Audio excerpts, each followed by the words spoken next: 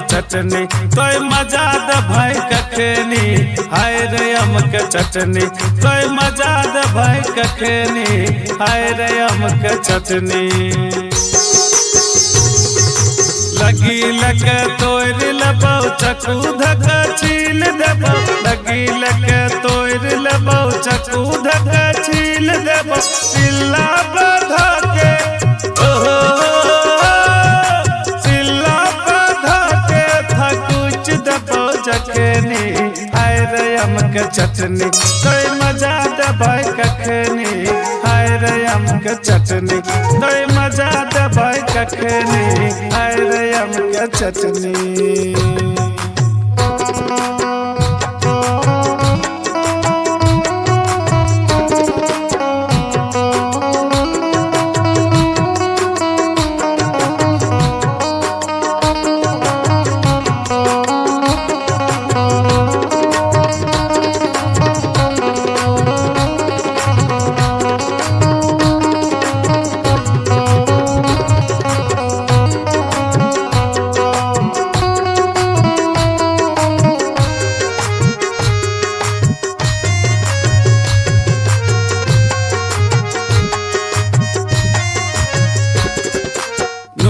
देबो तेल देबो और देबो बुकनी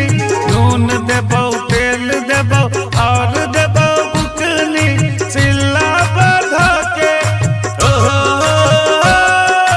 सिल्ला बाधा के थकुच देबो जखनी हाय रे आम के चटनी तोय मजा दे भाई कखनी हाय रे आम के चटनी तोय मजा दे भाई कखनी हाय रे आम के चटनी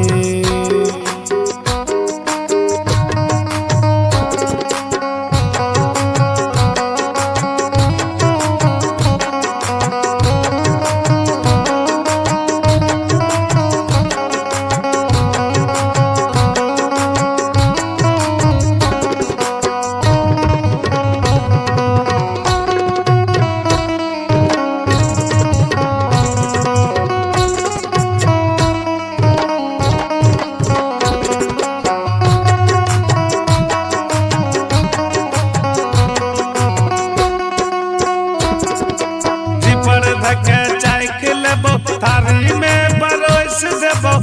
पर धके चाय खिलेबो थारी में परोस देबो रोटी में बोर के हो रोटी में बोर के चिबाई देबो जखनी हाय रे आम के चटनी तोय मजा दे भाई तखनी हाय रे आम के चटनी तोय मजा दे भाई तखनी हाय रे आम के चटनी।